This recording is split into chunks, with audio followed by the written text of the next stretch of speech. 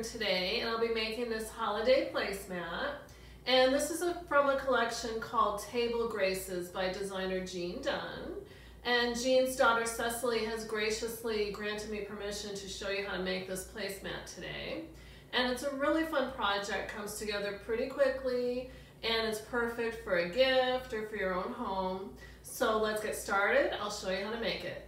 The placemat finishes at 13 by 18 inches. It consists of your focus fabric in the center and your accent fabric. And I went ahead and used for the backing my accent fabric as well. From your focus fabric, cut one piece at 7.5 by 12.5 inches. And if you're using a directional fabric like I am today, just be cognizant of that as you're cutting your fabric. You'll also cut 4 strips at 2 by 6.5 inches long and 4 more strips at 2 inches by 8 inches long. For the accent fabric, you will cut 2-inch strips in lengths of 6.5 inches, 8 inches, 11, and 12.5 inches. And I do like to put little labels as I'm sewing just so I can grab them and I don't get confused between the sizes. So that's what these are. And cut one piece for your backing at 14 by 19 inches. Cut one piece of batting at 15 inches by 20 inches. And today I'm using this Thermolam Plus batting from Pellon. It's the number TP970, but go ahead and use your favorite batting. To create the octagon shape here, we'll start off by cutting off each of the 4 corners of your focus fabric, the center fabric. To cut these corners off, you can do it different ways. You could use your ruler and measure 1 inch over and 1 inch down. Put a little dot here, draw a line, and just snip off the corners. I'll go ahead and use my cutting mat today, and I'll just flip the fabric in half, line it up, and I'll just line it up in one of my 1-inch squares. And I'll use my ruler and I'll put it from one corner to the other. And I'll go ahead and snip off right there. And I'll repeat that on the bottom corner. And now, after your corners are cut, we're gonna create some fold lines just down the center in each direction. So fold. You can finger press it. I have this roller that I've used before from Violet Craft, and it'll just make the fold line a little bit more easy to see. And fold in the other direction.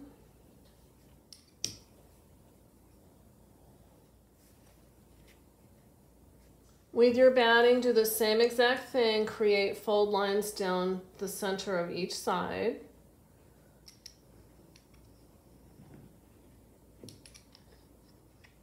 And the other direction.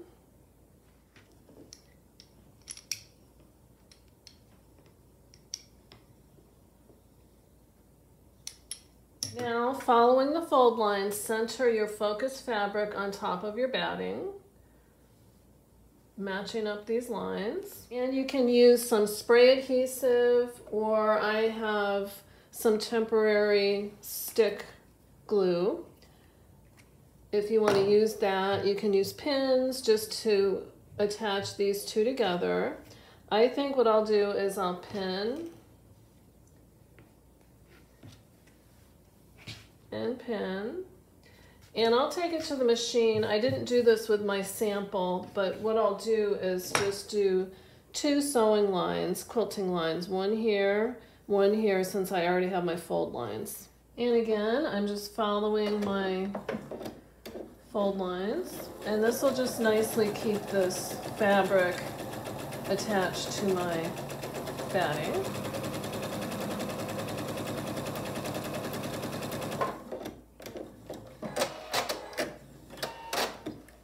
I'll remove my pins, and I'll just make sure it's nice and smooth.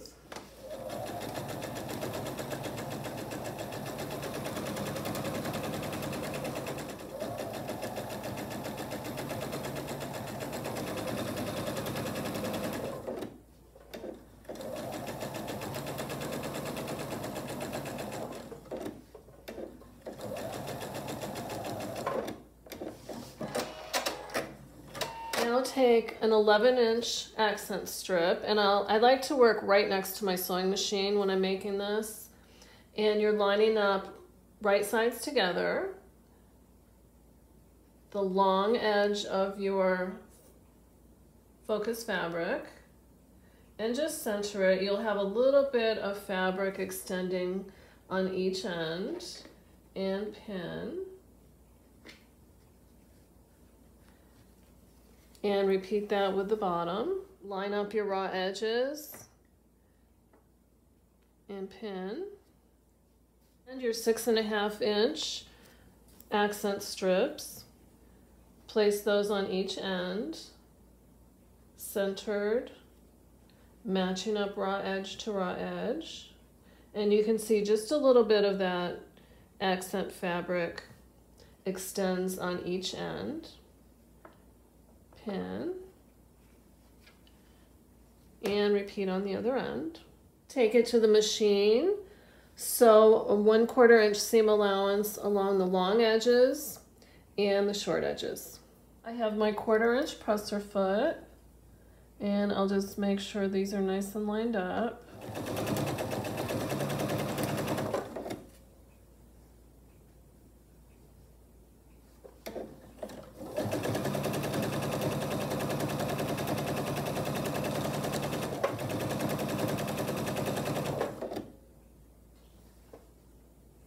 And do make sure to kind of smooth down this center fabric.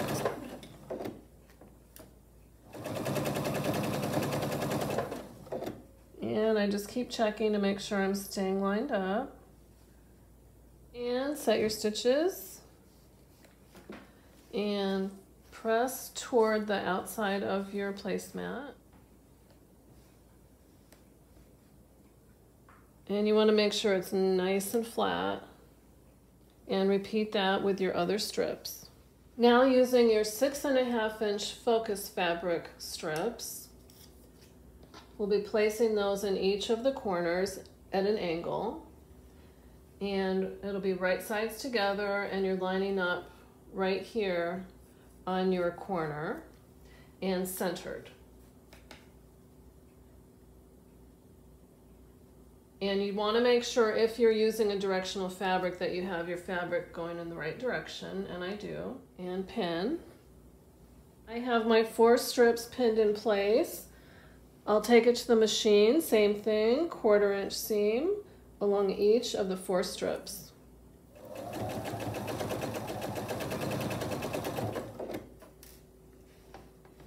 And again, just make sure to smooth down the strip that's you're sewing onto.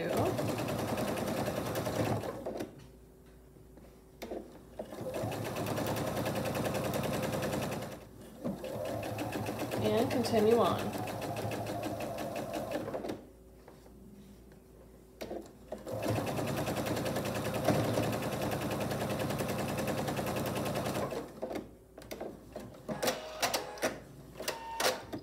And before we press these in this direction, I'll be trimming off this excess underneath where I've just sewn, and that'll just kind of reduce some of the bulk. And I'll just trim it just even with the strip I just sewed on. And I'll continue doing that all the way around. I've trimmed all the excess fabric behind my strips. So now set the seams and press. And I'm pressing again away from the center of the placemat.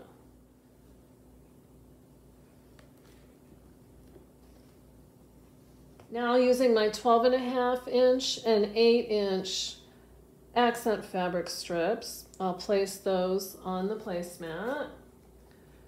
Again, same thing I did before, right sides together, centered, just looking for a little bit of evenness on each end. Pin, repeat on the bottom.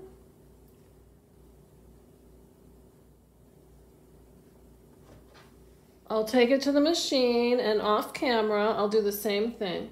A 1/4 inch seam allowance along each of my 4 edges. And here's my seam lines. And over here. And again, before I press, I'll trim these little points off. So here, here, here, this one over here, and then the same thing at this end.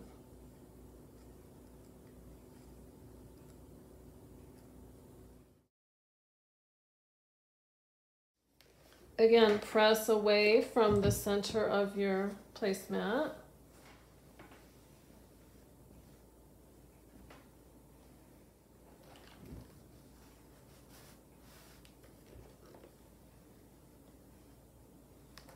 And the last strips to attach are the 8-inch focus fabric strips. And again, just like we did before, we're lining up on this diagonal line right here, centering the strip and pin. And again, just make sure your fabric's going in the right direction, and I'll repeat that on the other 3 corners. I have my final strips pinned in place, and I will take it to the machine, and off camera I'll sew the same thing, a 1/4 inch seam allowance on each of my 4 strips. The final strips have been stitched on, and now I will go ahead off camera. I will trim off my points and give it a press and meet you at the cutting area. Now it's time to trim off the excess batting and the excess fabric. And all you do is you measure with your ruler from your last seam line, which is right here, all the way around. And you put your ruler on that line at 1 3/4. And so what I've done with my ruler is I've just put a piece of painter's tape just beyond the 1 3/4 line, so I have a reference. And I will line up the 1 3/4 line right on my seam line, right across here, and then trim right here. Here's a little bit more of a close-up. So right there is my last seam line, and that's my 1 3/4 inch mark on my ruler.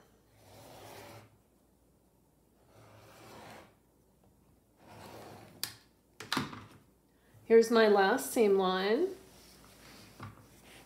Put my 1 3/4 mark right at the seam line and cut.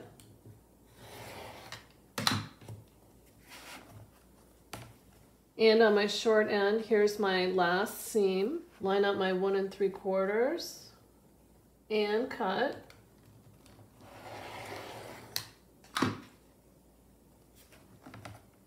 I'll show you another corner. Here's my seam line, 1 3/4, and trim.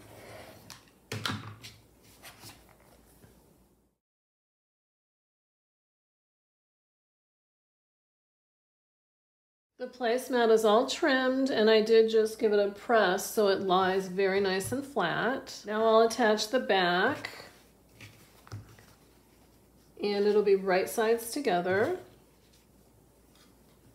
I'll center this. Make sure it's nice and smooth. I'll pin all the way around.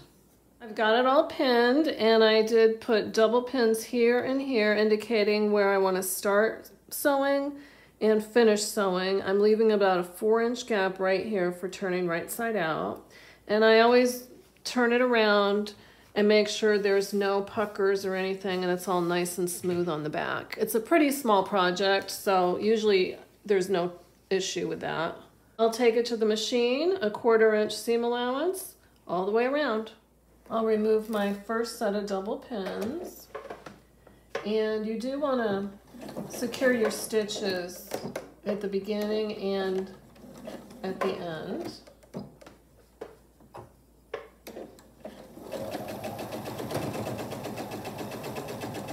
And when you get to your corner here,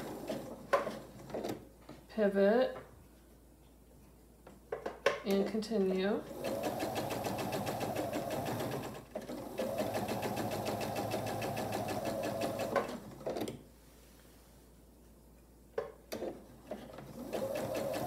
And I will continue on all the way around the placemat.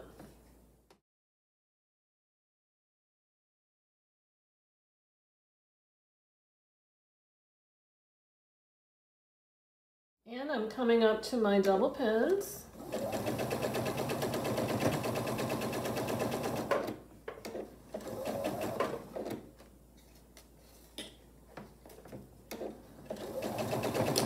And I'll tie off.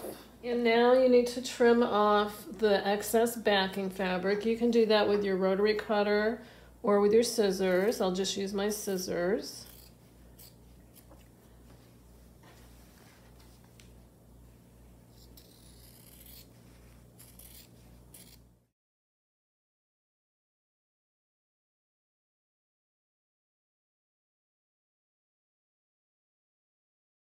And I will poke out my corners.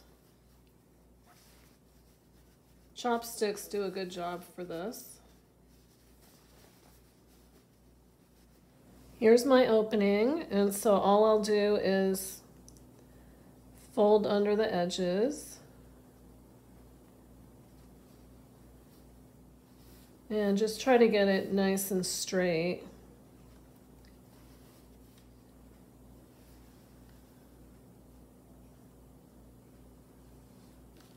And a little blast of water is helpful.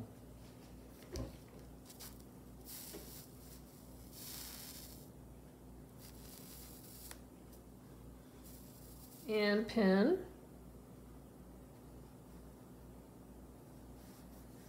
And I'll continue pressing all around the edges especially, and then give the whole thing a nice press. Now I'll top stitch around the entire placemat with about 1/8 of an inch seam allowance.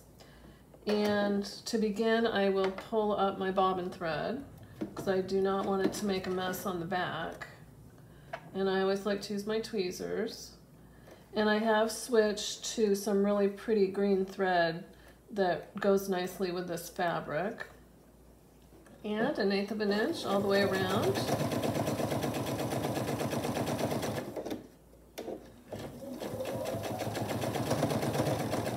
And the pressing really does help with keeping these fabrics nice and flat.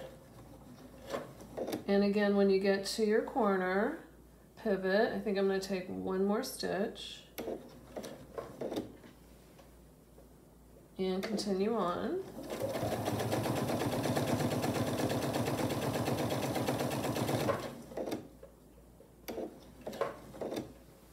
Pivot.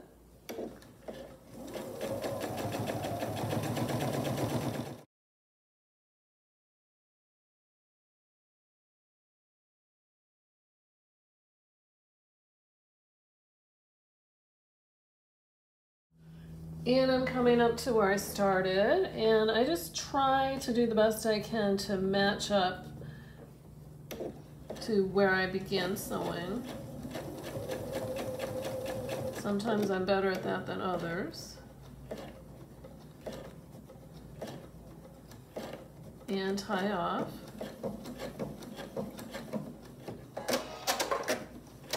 And I'll bury these threads from where I started sewing. So all I'm doing is making a knot and placing it about 1/8 to 1/4 of an inch above the fabric. It's kind of hard to see because this is dark thread. And then I'll use a self-threading needle. Thread both of those threads, insert it on my stitch line, and I'll pop it out here. And I just check on the back to make sure my needle hasn't gone through the back of my fabric, and pull it through, and then just pull that knot right through, and I heard it pop through. Snip. And that thread gets buried right in between the layers. And then I wanted to show you where I started sewing. Over here, when I top stitched, it closed up that gap really nicely. And if you like, you can do another row of top stitching around. You can do a little bit of quilting on the placemat to hold these layers together, but I kind of like it just like it is. That's what the back looks like. There you have it, a beautiful placemat from designer Jean Dunn. And I will have the fabric requirements for you under my description. But if you like this pattern, you might consider buying the full written instructions. They're available online from lots of different quilt shops. And when you get the pattern, there's additional instructions for napkins and a beautiful tablecloth. So thank you for watching, and I'll see you next time.